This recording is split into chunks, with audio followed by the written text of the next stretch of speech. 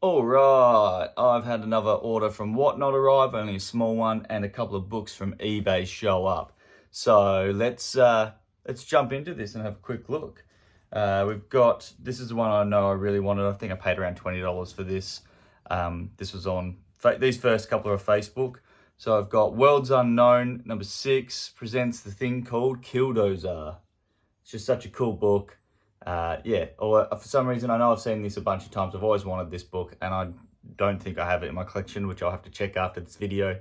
But yeah, Killdozer. I think it's a great cover of a bulldozer trying to kill everyone. How awesome! Just yeah, must have in my opinion.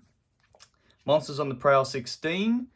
I believe I have this one, but a really rotten copy. This one's got smudges and things on it too, so it's not like mint or anything, but I think it might be better than the one I have. So that's always good. Same with this one here, Where Monsters Dwell, number 27. I believe I have a really low grade copy of this, so I'm pretty happy to upgrade basically. Yeah, still once again, like this isn't mint or anything like that, but it is just a better copy. And cool covers, you can't go wrong with these monster covers. Where Monsters Dwell, number 30. Once again, you have unleashed a thing in the black box. Just don't open the black box. When will we ever learn? So it's a very cool cover. Awesome colours. Same with Where the Monsters Dwell, number 12. Orgo from the Beyond. Just cool. Love this old school horror stuff. So much more fun and vibrant. But yeah, none of them are mint really. Like, it's just all stuff that I sort of caught my fancy, mainly because of the covers. Now this next lot is all stuff from WhatNot. Here I have an amazing Spider-Man, number 107. Tentacles of Death. It's a low grade, 1972. Yeah, I didn't pay much for this at all, but I grabbed it. Like you can see, it's got, I don't know, like even tape over the spine and everything. I don't know if I have this or not, but I know I paid nearly nothing for it, like $1 or something. So any Amazing Spider-Mans, basically within the 200 down for $1, I'll just grab them and either A, resell if I've got it, or B, it'll go into my collection until I need it. Now, I know I got these in a deal, so I didn't know that Marvel had done a comic for Darkman. It was a movie. That was just a old horror-esque. It was basically like, I'm trying to think who it was. If Darkman was, I'm trying to think which director did Darkman. But anyway, that doesn't matter. I just know that the director didn't get a movie he wanted to do, or couldn't do Batman or something. So he made Darkman instead as his piece. Or he couldn't get Batman at the time. I'm not real sure, but Darkman was the movie. I remember watching it a long time ago, and I now need to watch it again. And I need to try and get the rest of these comics. So I actually got 2 copies of number 3, just because you don't see it very often. The guy had this in a bundle deal. I got number 2 here, which is an awesome cover. Very cool cover. But I think I've got a second one of that. Number 2, yeah, there's number 2 is again, Darkman. And then number 6, Darkman in the Deep. So I have a weird feeling I may have one of these books somewhere, but I never thought I really collected, but it was the only horror this guy had, and he gave it to me cheap.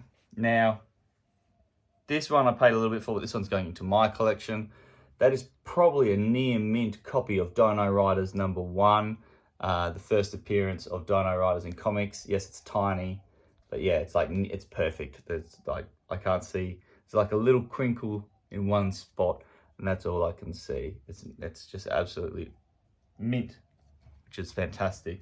And then another guy sent me a bag of mini comics, which I need to check out because I haven't looked at these, and there's more Dino Riders in here. So there's another copy of Dino Riders number 1, a bit more damaged. Yeah, very cool. It's kind of going to be like, I might read this one and then I'll sell it. There's also 2 copies of Dino Riders number 2. There it is. That one looks pretty good. That one has a little bit more needs a little bit more TLC, I guess. But the funny thing is the colouring. You hold them, oh crikey, nearly dropping them all over the place. See how it's lighter blue and that's darker, almost purple. So yeah, interesting. Bit of sun damage. And then there's these. Marvel Comics presents these little guys. Tiny little guys. 1988, that says. You go in and it's... Oh, let's see if I can see any information here. Looks like these were printed around 1998. And it's actually still paper pages. And it's just this comic printed tiny. So this is Spider-Man versus the Chameleon in this one. Trying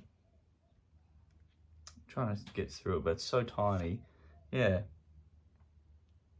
that's obviously the Amazing Spider-Man #1 cover, I believe. So yeah, there's that. Presents Spider-Man, presents X-Men, presents Captain America. These are very cool because they're tiny. And another presents Spider-Man. They're so little. That's what I was like shocked that they were still paper printed at that small size. Actually, now I'm going to check Dino Riders if Dino Riders. So Dino Riders went to a gloss page for these smaller ones. And yeah, Marvel was still doing paper in these minis, which is pretty cool. Not something I've seen ever. So yeah, I got them for a good price. They will pretty much all go into my collection, except eventually those double ups of Dino Riders we passed over. Now this is another one, Marvel Spotlight on Captain Marvel #4. That one will be for sale. I got that one as a special price. Steve Ditko cover, FN. So it's pretty nice. It's pretty cool. I'll be, yeah, hopefully sell that one on to someone who's worthy. This one I'm pretty sure is going into my collection because I don't have it, I believe, as I'm getting super close to finishing this run. Werewolf by Night, number 23. That's awesome. I'm so glad to have that in the collection finally. I can tick that one off as I get so close to finishing the run.